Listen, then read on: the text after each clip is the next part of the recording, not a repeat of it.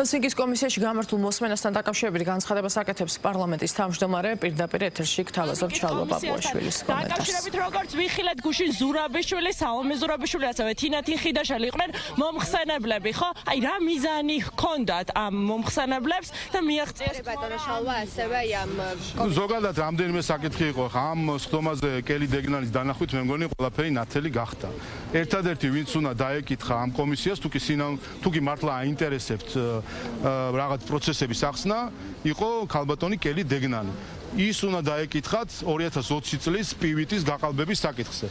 ჩვენ დღეს ვიცით დადასტურებით, რომ ისვედმა გააყალბა პივიტი, ვიცით დადასტურებით, რომ USAID-მა იცოდა, რომ ეს პივიტი იყო ყალბი რიცხვები და დიდი ალბათობით 99%-ის გარანტიით შეგვიძლია ვთქვათ, რომ მაშინდელმა ელჩმა კელი დეგნალმა იცოდა, რომ იყო ყალბი რიცხვები და შეუძლებელია USAID-ის ზის საელჩოში არის სახელმწიფო სტრუქტურა და შეუძლებელია მათ დაემალა ელჩისთვის თუ არა და მაშინ ესეც უნდა თქვა. რა მიზანი ჰქონდათ შესაბამისად 2020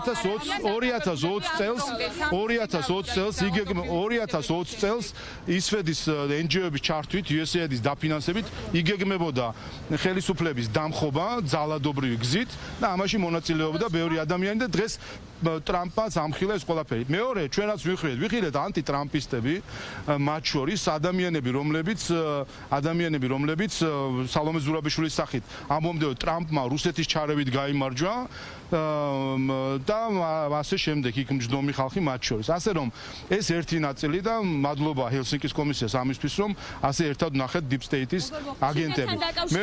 მეორე საკითხი რა მათ მიზანს მომხსენებლები, რაც შეეხება ამ ორ ქალბატონს, რომელიც იქ ისხდნენ და საქართველოს წინააღმდეგ აძლევდნენ ჩვენებას. მოღალატეებს საქართველოს ისტორიაში ყოველთვის სათანადო ადგილი მიეჩინება. ეს ორი მოღალატე, რომელიც საქართველოს წინააღმდეგ იმ ქვეყნის ზურაბიშვილის შემთხვევაში არა, მაგრამ ხიდაშელის შემთხვევაში ხო არის, რომ იმ ქვეყნის, რომელმაც ის შობა და აღზარდა, ამ ქვეყნის წინააღმდეგ ჩვენებას რო იძლევიან, აი ეს ორი მოღალატე თავის კუთვნილ ადგილს მიიღებს საქართველოს ისტორიაში. ეს არის კონგრესმენმა სტივ კოენმა განაცხადა. თქვენ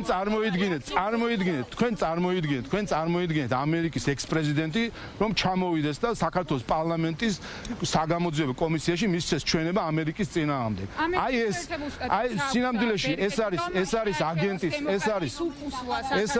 ეს არის ყველა აგენტის ხვედრი და ყველამ უნდა ისწავლონ ხიდაშელის და ზურაბიშვილის როგორ ექცევიან აგენტებს.